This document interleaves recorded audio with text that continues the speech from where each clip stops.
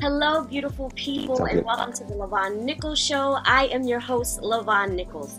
This conversation is one of sensitive nature, but a conversation that is needed to bring about change within our communities. This particular episode was definitely sparked by the current events that are happening in America today, one being racism and the death of George Floyd, as well as the COVID-19 pandemic, which, believe it or not, we are still experiencing. It has not gone away. Sad to say, but racism and injustice for people of color is not dead. Although a lot has been accomplished, the recent events that we are facing, shockingly, wakes us up to the very fact that it is still alive in our communities, and people, myself included, are sick and tired of experiencing these injustices. Racism is an infection that is at the very core of our system. And so it means that we have a lot of work to do. But I want to thank my guest today for joining me in this important conversation. I would like to preface this conversation by saying that this conversation is not, we are not professing to have all the answers to these issues, but if we say nothing, nothing will change. And so we are going to have this conversation today, and I hope that it is impactful and causes you to want to have these conversations in your own community. And so I have with me today Dr. Jaime Thomas. It was born into a Christian Pentecostal family. And so they immigrated to the U.S. when she was at the tender age of 6 years old and grew up in Oklahoma. She has been a resident of Philadelphia for the last 3 years. She is a physician and graduated from Oklahoma State University in 2017 and pursued a specialty in psychiatry and is doing her residency at Einstein Medical Center in Philadelphia. Welcome, Dr. Jaime Thomas. Thank you, Lavonne. And so we also have Mr. Gavin Grant, and he is a proud native of Philadelphia. He earned his Bachelor's of Arts in Economics and Globalization from Temple University and currently works for the Vanguard Group. He was a part of the Mayor's Commission on African American Males, and he served as executive director of the youth-managed nonprofit Philadelphia Youth Action. Thank you, Mr. Grant, for being with us. Hey, thanks for having me. It's good to be here. Awesome. So I'm really excited to have this conversation with the two of you. I think you both can provide some insight. And so we have some discussion questions. I do not believe we're going to get to all of the discussion questions, but we're going to try to address some of these issues. I believe that this is a start of a conversation for a lot of people. I am a part of several different organizations, and we have been having these conversations for years. But something about this particular time and period, probably with COVID, George Floyd's death has sparked something new. Not saying that racism went away or that, people stopped talking about it, but something about this, I don't know, can you guys agree? Something about this experience seems more charged. It seems like it's given people more momentum to have these conversations with people, even though it feels uncomfortable. Would you guys agree? Jaime? Yes, absolutely, Lavonne. I think there's many factors with why this is so heightened at this point, and I definitely think the pandemic is a part of it, but we just saw so many things happen in the last couple of weeks that have been just right in our faces that we just can't deny that there is an issue going on. Absolutely. Gavin, your take on that? Do you think that this George Floyd's death sparked something new for us? For me, it was shocking to see this happen to George Floyd during this time. It feels like this time of calm, no activities going on, and then this happens, So, as Black folks, we become somewhat expectant of seeing things like this happen, but I think it was compounded in part because of COVID. You're at home, you can't escape the news articles, you can't escape the Facebook posts, you can't escape the social media posts, and you're just having to sit home and deal with it. So I think it was in part compounded by that. And, I think I speak for a lot of folks to say that it just added a lot of stress. Absolutely, absolutely. And so there's so much to cover, but I would like to know your personal experiences with racism. Gavin, you can start, and feel free to share as much as you would like regarding your experiences. Yeah. So I'll say that, like many people, I've experienced racism. But I will say that, my experiences are probably not as frequent or dramatic as many others who might be listening. So, I've had a couple of experiences that I can speak to. First, when I was 15, I was, from Philadelphia, and, I was at Broad and Alney, or Alney Transportation Center. And I was just waiting for a bus to go home. I think I stopped at a candy store to grab some candy right around the corner from that terminal, and a police officer approached me. I didn't really see it coming, threw me up against the wall to do a stop and frisk. And this is a 15-year-old, right? And and I thought that I was essentially getting mugged by other people. So I began to try to fight back just a little bit. I noticed that they were cops. They said, you fit the description. We're checking you. I didn't know what they were, talking about. I felt a gun against me. Um, So that was very traumatic, and they, let me go. I tried to, um, essentially do what my parents told me to do: say yes, sir, no, sir, yes, ma'am, no, ma'am. Try not to resist once I saw that they were cops, and I got away without traumatic injuries. Right. And moving on from that, I think for me, I was able to compartmentalize it, and not have the same level of traumatic response as many other people, have when they experience events like that. A lot of people might have one incident that was traumatic and react a certain way. I think for me, I tried to remain positive, and I'll say that most of my police encounters since then, if not all of them, have been positive. The other experience of racism I experienced was at Yale. So I was visiting a good friend of mine, who is like a big brother to me. We ran a nonprofit together. When I was younger, I was visiting him, and I decided to take a tour of the law school library, because I was contemplating going to law school or studying legal studies in college. And um, I tried to walk into the law school. A lot of people walked in without showing IDs, without having anyone sort of ask them any questions. But the one black kid walks in, and I get questioned, and unfortunately, it was very overt. Um, they didn't ask anybody else for the same information, and I wasn't allowed in.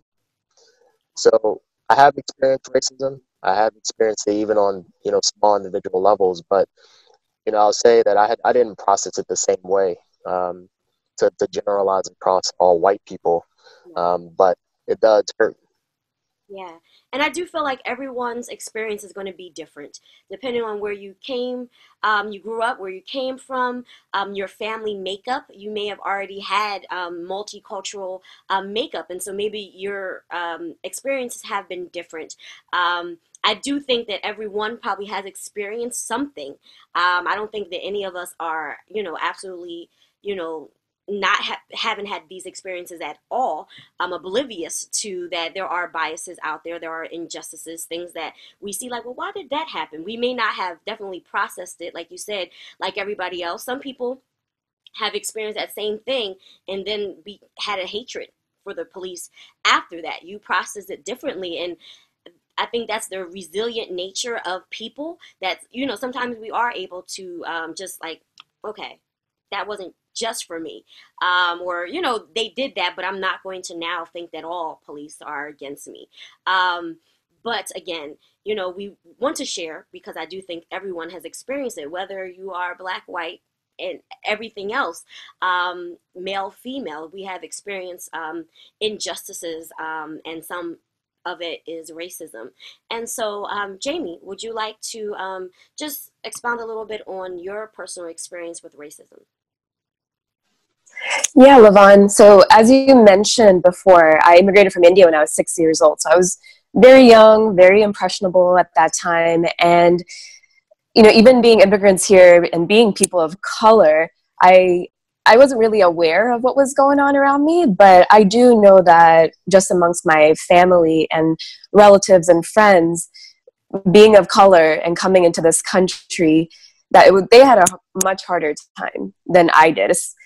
Just because they didn't know English as well, they had to go about conversing with people that they didn't know and that people didn't understand them. So I know that for them, it was a much harder time than for me personally, because I was able to pick up things really quick and pick up English. But I can say with regards to my own culture, my own community being racist towards others, that's absolutely a very common thing that I grew up with. And I know for my family personally, I think that it could have possibly started just from the fact that when we moved here, we lived in an underserved area where there were predominantly African Americans, and we got our car broken into. We got our apartment broken into multiple times over the course of 2 years, and we're not treated very well.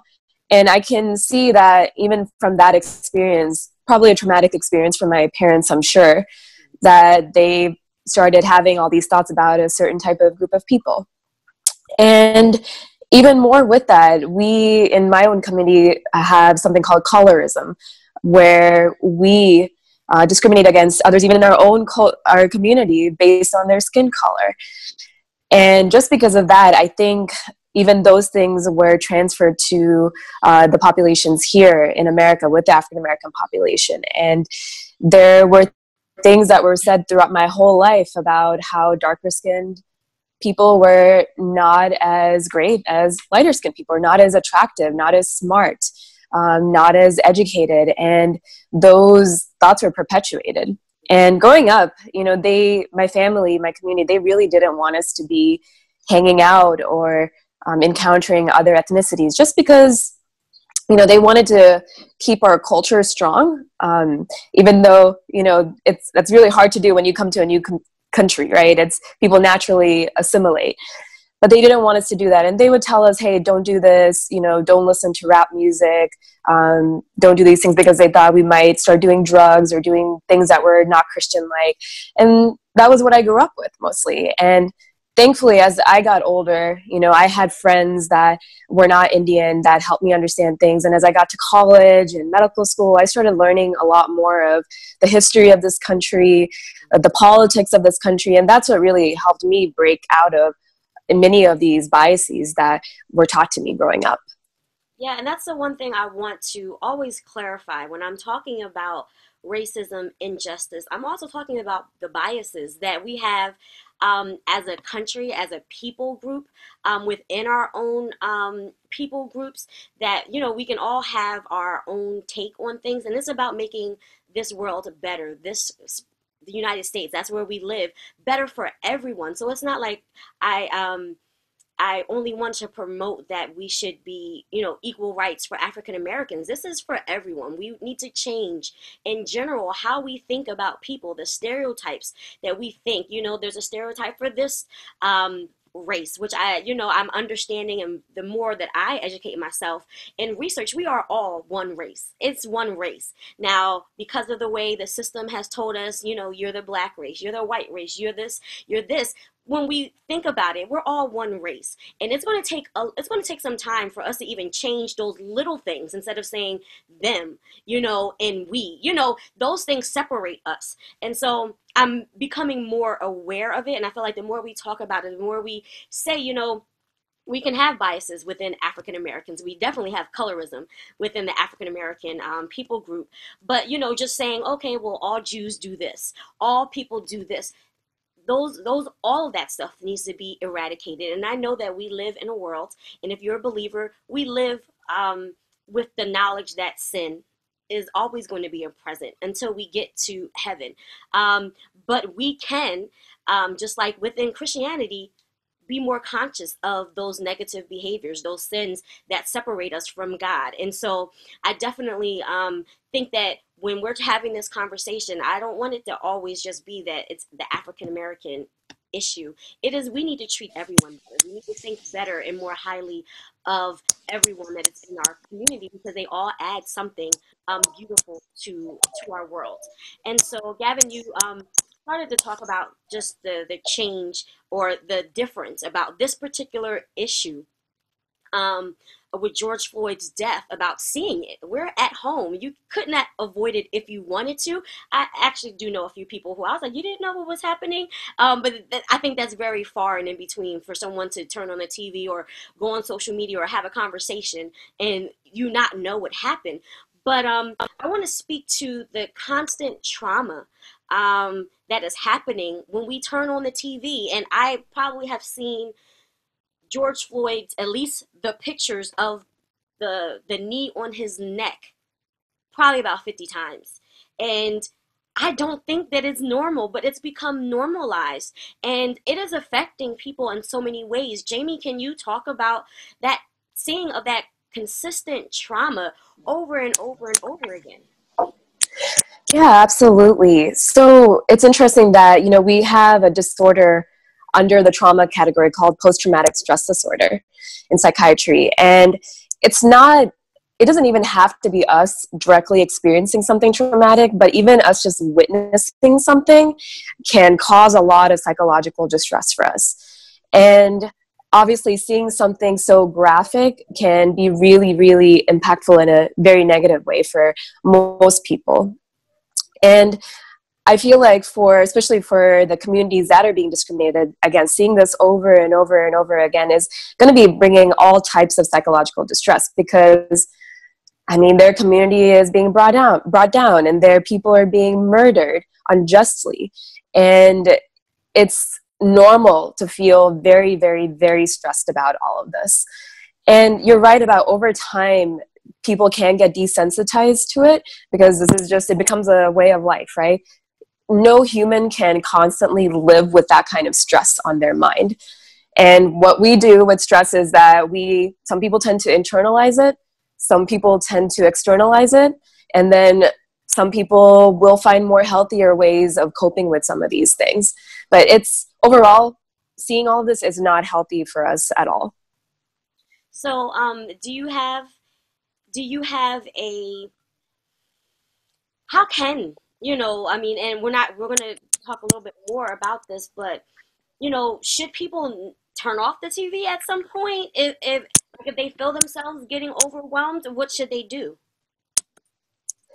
Yeah, so actually we do highly recommend to our patients to turn it off, because yes, it's important to stay updated with all the news, but with the way that we're seeing media right now and with social media, we are on it. Some people just 24/7. Like it's constant throughout the day, and all that stimulation can make people have a lot of distress and feel very, very stressed throughout the day. So I highly recommend to my patients, take some time during the day. I would say in the morning, check on the news for maybe 10 minutes, get yourself updated, and that's it for the day. And then maybe at nighttime, do it one more time for 10, 15 minutes, whatever you feel like you need to watch and feel satisfied. But going and checking in constantly throughout the day, it's not ideal at all. I definitely agree. There's been some times I was just like, okay, Lavonne, it's too much. This is too much. You cannot watch this all day, all night. I do feel like you said, we do need to be educated. We do need to know what's happening. You shouldn't be walking out the door and didn't know that, what has happened. But there's a point where it's like, okay, we know that this is happening. Now deal with your mental health and go on with your day, and not go on like this doesn't matter. But, just kind of don't let it cripple you, that you're not able to, to function. Gavin, did you have anything that you want to add to that conversation? I completely agree with Jaime. I think for me in particular, that's been critical to my own mental health, because I think to an extent, so,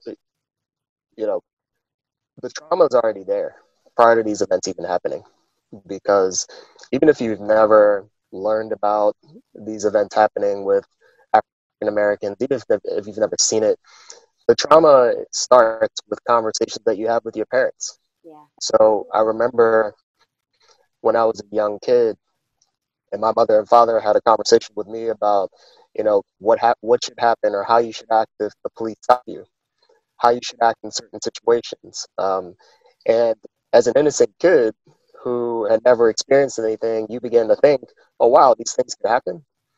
And then when you see it on the news, when you see this happen, or if something happens to you, that trauma gets reinforced. It's almost awakened at that point. And then if you see it constantly, over and over again, it hurts, and you're affected. So obviously it affects people more who experience some trauma directly, right? But for some people who haven't experienced it at all, you've had conversations with folks who are Black and had these conversations with their parents. So, for me, I've had to turn it off. I've had to disconnect. I've remained up to date, as Jaime mentioned, with what's going on with the news, but I have to limit it to a certain number of hours or a certain period of time throughout the day. Even with protests, I think a lot of people feel compelled, as they should, to participate, right? But if you're actively participating, that could create a lot of energy loss. It could affect your mental health. You don't have to participate in every single protest because you feel like you have to. You have to really take care of your own stress levels, your own mental health. And personally, that's what I've been able to do. And it doesn't mean that you're not a participant or an advocate for the movement. It just means that you have to take care of yourself while you advocate and while you support what's going on. Absolutely. I agree with both of those things. And I've just like, you're constantly educating yourself and how, because in my lifetime, I've never experienced this. We've never experienced COVID, being stuck in the house for over 2 months, and now experiencing this and protests on a level that I've never seen in my life. And so I had to speak to, watching social media.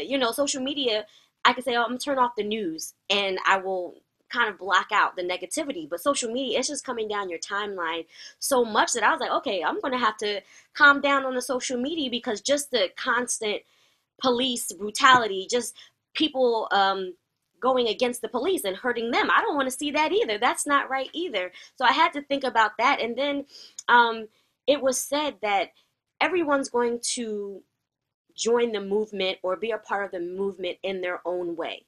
And so if you have a platform, you sharing things is your way of contributing. You having those tough conversations with your friends and family, your children, is your way. Some people feel like I got to be out there every day. That's not me. But if that's what you feel like you need to do, I'm not going to knock you that you feel like you need to do that, but that's not everybody. And I don't want anyone to feel like, because I am not blasting my social media with Black Lives Matter, that they're not, for change. I think that we need to be accepting of how everyone's going to process this and what everyone can actually do. That's within reason for them. Now, I feel like everyone needs to feel a little uncomfortable, needs to feel a lot uncomfortable. Like, I don't want anyone to be too passive about this situation.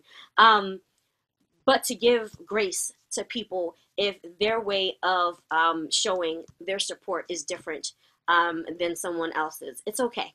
I went to a protest in my area that I grew up in because it meant something to me. I live in a different area about 30 minutes away from there now, but I needed to go back because my racism happened in that area. And so it meant something to me. Will I go to 15 more? Probably not. But that's what I was able to do in addition to these platforms here. And so we're going to talk a little bit, very briefly, because we're talking about injustices, we're talking about bias, the things that are happening in our community that before George Floyd situation had already highlighted the disparities that Black and brown people are experiencing when it comes to the COVID testing and getting treatment, and them being ones who are dying at a more rapid pace.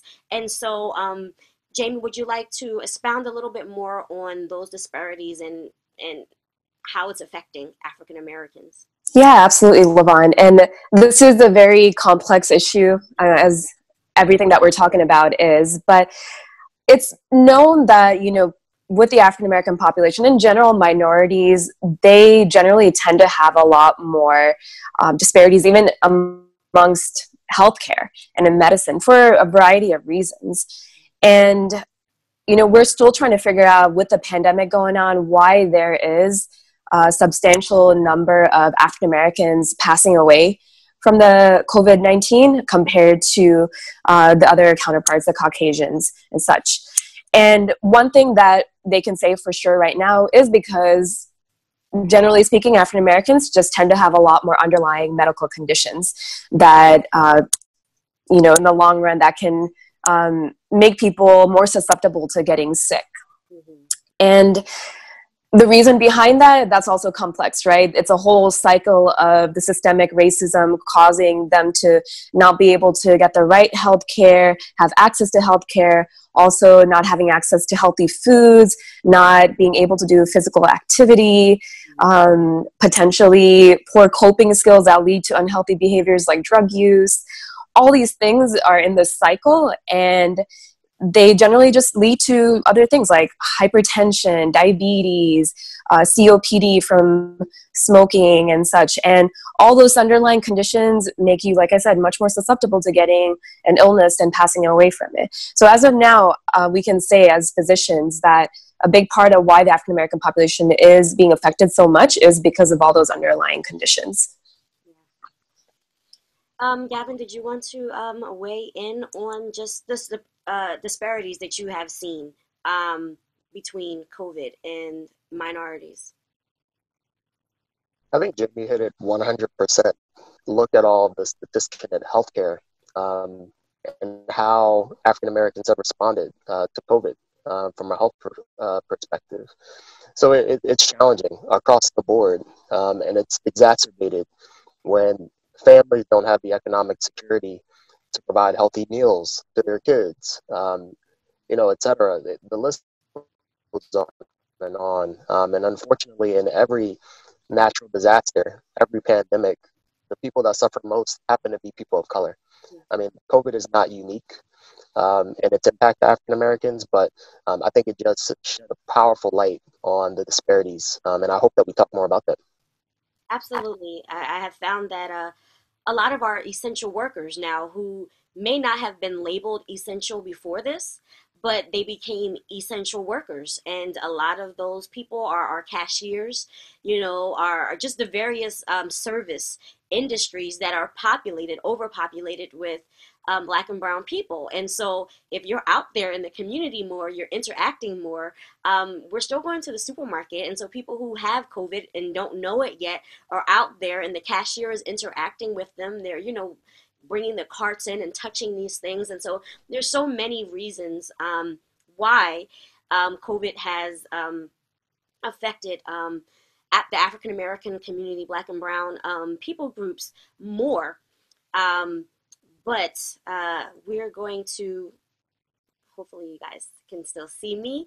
But I think that we need to continue talking about these things to make sure that it's not just once this is over, now we forget that those disparities have existed. They existed, and like you said, Gavin, way before this, but they're coming to light. And I think that with the momentum that is present right now, we need to do what we can do to force change. And Lavonne, that's critical because, there's a lot going on, right? And it's hard to remain focused because all of these issues are very interconnected. Right. And you hear some politicians saying, this is why universal health care makes a lot of sense. Right. And you hear a lot of people talking for public health reforms and healthcare reforms. It's hard to remain focused because it's hard because there's so much input, right, that it's hard for you to figure out, all right, what's my thing that I'm going to advocate for? The list feels like it's 100. But it is important because in moments like this, again, it shed the powerful light on the fact that these discrepancies exist and that certain groups are impacted more. And this could be resolved. This could be prevented if we just had the right systems in place, the right incentives in place. And unfortunately, that's not the case. Yeah. Absolutely. And so as we wind down, because there's so much that we can talk about, and for everyone that is listening, I am going to try my best to make sure that we talk a little bit more about this. Not a little bit more about this, but we will have more episodes addressing these important issues. And so, Jaime, I wanted to, and Gavin, I will throw this to you as well after Jaime. What can we do to cope? Some things that we can do to cope. And then if you could, and tie this in, you can deal with the medical aspect of it, but then what are some practical things that we can do to support the equality movement? Mhm. Yeah. So with regards to the coping, so personally for me, what I've come to know from just being working in psychiatry for 3 years now is that one big thing is having a good support system through all this. Just having people in your life, whether it's your family or close friends, who you can connect with and just express your emotions. And I know for a lot of people, expressing emotions might be hard, but it's really important to just verbalize these things, because if we internalize all these things, that's what's going to cause us to have more stress and have even worse mental health issues in the long run. So find that community, whether it be your family, friends, church, and talk with people about everything that's going on. I would say that's one really important thing. And the second thing is, I really think that for people who are spiritual, just going back to that place where you have that spiritual foundation, and just knowing and hope and having that hope that things can get better, and finding your role through all of this is going to be really, really crucial. So yeah, I really think that getting through a lot of problems, if you're connected with God, it's absolutely possible to just cope really well and have good, healthy coping skills. Absolutely. I definitely agree. Gavin, can you give us some practical things that we can do to support the movement of equality for all? Definitely what's happening within the African American community, how we can support, but then equality for all. Yeah. So the first thing is, I certainly get the need to protest, right? And Lavonne, I think you articulated really well that it's not everyone's role, or not everyone's going to want to participate actively in protests, but that is a crucial part. It's a crucial part in raising awareness and making certain powers uncomfortable, right? We have to do that. And I just applaud everyone who's been on the front lines, because it's been really impactful as a demonstration, and you see some of the positive effects. So kudos to everyone who's been a part of it. That said, I do want to emphasize, since I'm on this platform, that nonviolent protests are typically optimal, because if you really study Martin Luther King, you study other nonviolent protests, the goal is to make the situation so dramatic that it forces people to confront the issue. And it's hard to do that if there's a distraction of violence. If, there's a scene, or there are so many different pictures and images and videos that you see of police literally pulling down people's masks and spraying them with pepper spray in their face. That image is so dramatic that it makes people more empathetic. So it's hard for people to be empathetic if they can point out folks who are looting, folks who are making damaging property. It's even harder to get people who would traditionally be on your side if you're looting black businesses. Yeah. So you just want to try as best you can. Again, I certainly get the need, the desire to self-express, and some people have resorted to that, and I'm not saying that that's a bad thing. The other thing is that you want to put pressure on mayors and local officials to do the right thing. Try to get involved to the degree that you can with community groups where they're having discussions with police about practices, and make specific demands you have with folks. Just educating them and helping them understand how this is impacting you might lead to a greater empathy, helping people to think about it in a different way. And then finally, I'll say vote. You have to vote. I think a lot of people have been rightfully disgruntled and frustrated with politics and laws not changing. But if you don't participate, you don't give these government officials that you vote in a chance to do the right thing. And you have to. If you don't participate in the process, especially with this upcoming presidential election, then you have 4 more years of a president who's not for you. And at the local level, more importantly, where these police practices tend to be effectuated, you don't give those people a chance to make reforms. So you have to vote. There's no excuse at this moment. And if you do, you're a part of the problem. Yeah. And so, I first of all, I want to thank you guys for adding so much insight to these very hard topics. We have a few minutes left. Jaime, did you want to say something? I think I saw you. Yeah, I did. I just wanted to comment on things, practical things that a person who's not African American can do, since I am Indian. And I know even amongst my community, we've been having a lot of discussions about what can we do. And even talking with a lot of Caucasians, we're all feeling the sense of helplessness. Yeah. And I personally think one of the most important things that we should be doing is, one, talking to people who are African American, who are minorities, who have been struggling, and just having conversations with them about what's going on and what their experiences have been. Because if we don't talk to these people and understand their experiences, we're never going to fully understand what's going on. Yeah. And number 2, educating yourself big time. Understand history of what's gone on in this country for centuries. Understand sociology, understand politics and psychology of human behavior. And I know that's a lot of stuff, and that takes the course of years and years and years to understand these things, but take that initiative to take at least a few steps to educate yourself on what's going on. Absolutely. And so as we close, I just want to thank you guys again. Thank you so much for your time. And we will have more conversations. Gavin, Jaime, you guys are an amazing guest with so much insight. And so you guys can check this out. It will be on YouTube, various platforms. Make sure you follow up with me at www.lavonnenichols.com. And let's stay in this. Let's not give up. There is hope.